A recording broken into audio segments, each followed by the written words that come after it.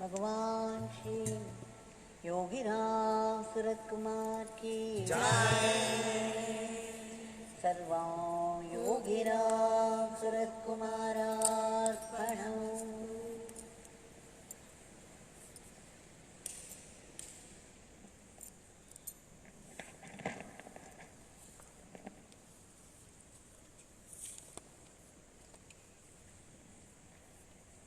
இன்றைக்கு காலையில் சத்சங்கம் நடத்த இயலாமல் போனதால் இப்பொழுது ஒரு சிறிய நிகழ்ச்சி பகவானுடைய நாமத்தின் பெருமை பார்க்கலாம். சுதாமாவில்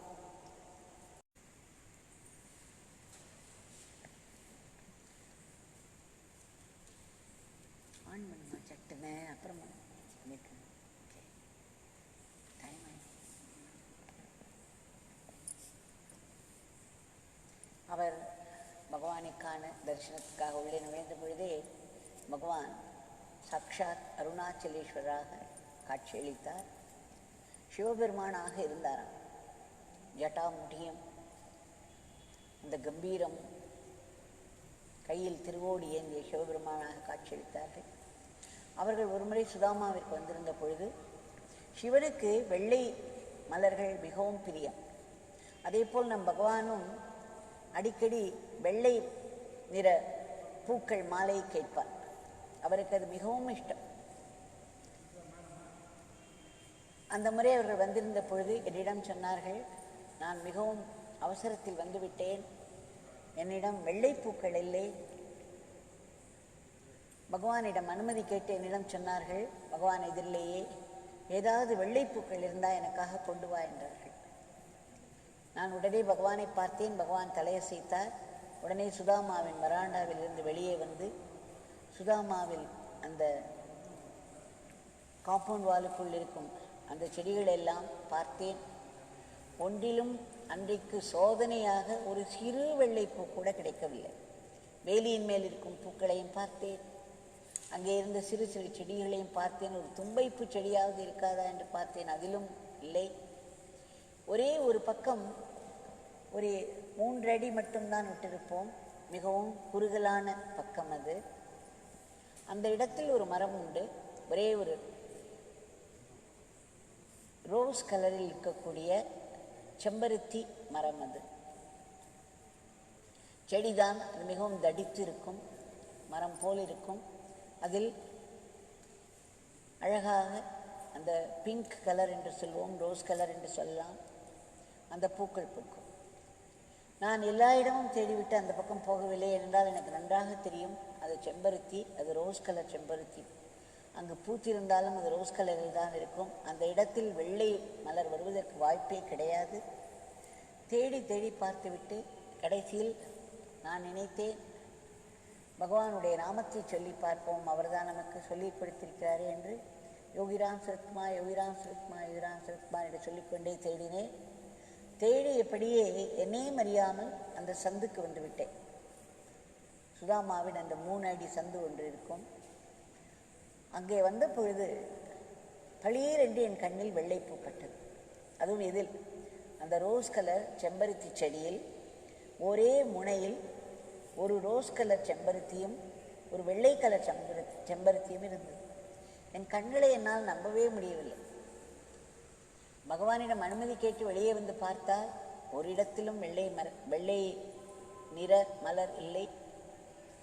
ஆனால் அவருடைய நாமம் சொன்ன உடனேயே என்னுடைய கால்கள் என்னையும் அறியாமல் அந்த சந்துக்கு இட்டு சென்றது. அங்கே திரும்பி பார்த்தால் பளீர் என்று ஒரே முனையில் ஒரு வெள்ளை மலர், ஒரு பிங்க் நிறம்.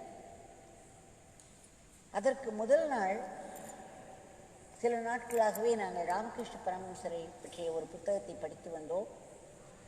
அதில் ஒரு காட்சி வரும். அந்த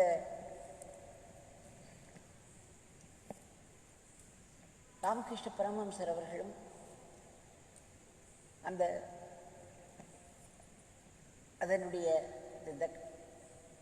தக்ஷிணேஸ்வர் காளி நிர்வாகி அவர்களும் இருவரும் சேர்ந்து அந்த தோட்டத்தின் வழியே சென்று கொண்டிருப்பார்கள்.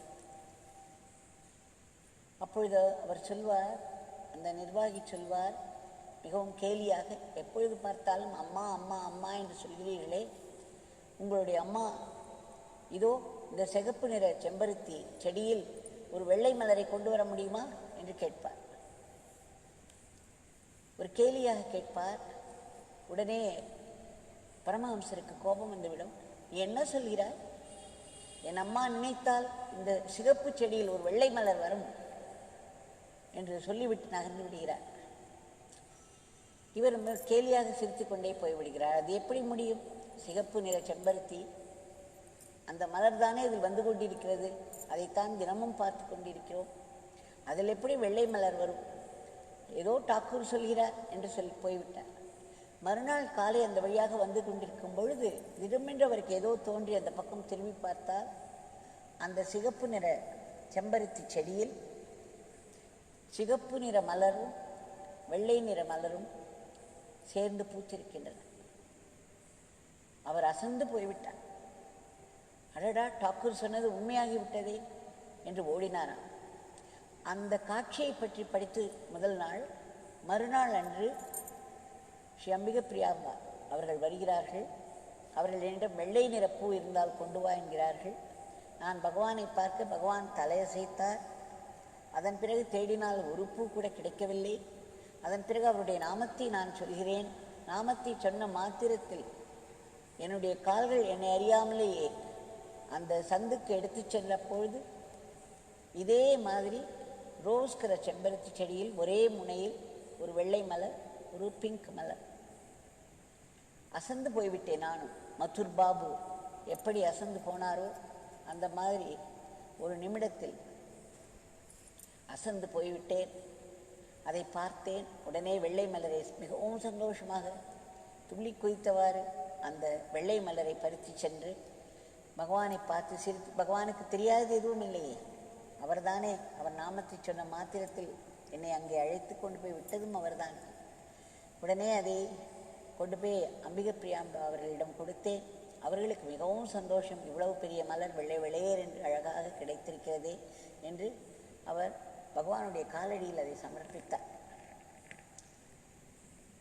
அப்பொழுதுதான் நான் சொன்னேன், பகவான், இந்த வெள்ளை மலர் அந்த ரோஸ் நிற பூக்கள் பூக்கும் அந்த செம்பருத்தி செடியில் கிடைத்தது என்று நான் சொன்னேன். பகவான் என்னை பார்த்து ஒரு விதமாய் சிரித்தார்.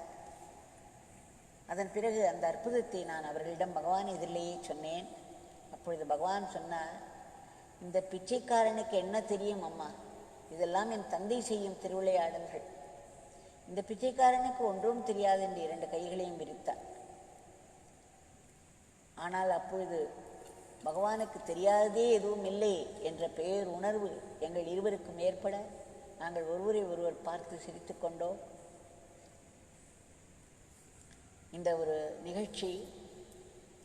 இன்னொன்று, பகவான் எனக்கு அனுமதி கொடுத்து நான் தேடி பார்த்து வெள்ளை மலர் கிடைக்கவில்லை.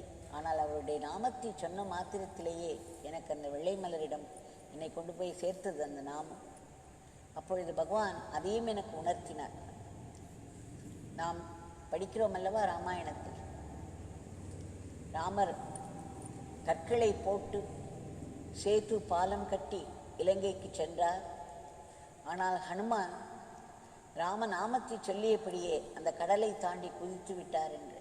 அதுபோல் பகவானுடைய திருநாமம் யோகி ராம் சுரத்குமார் நமக்கு எதெல்லாம்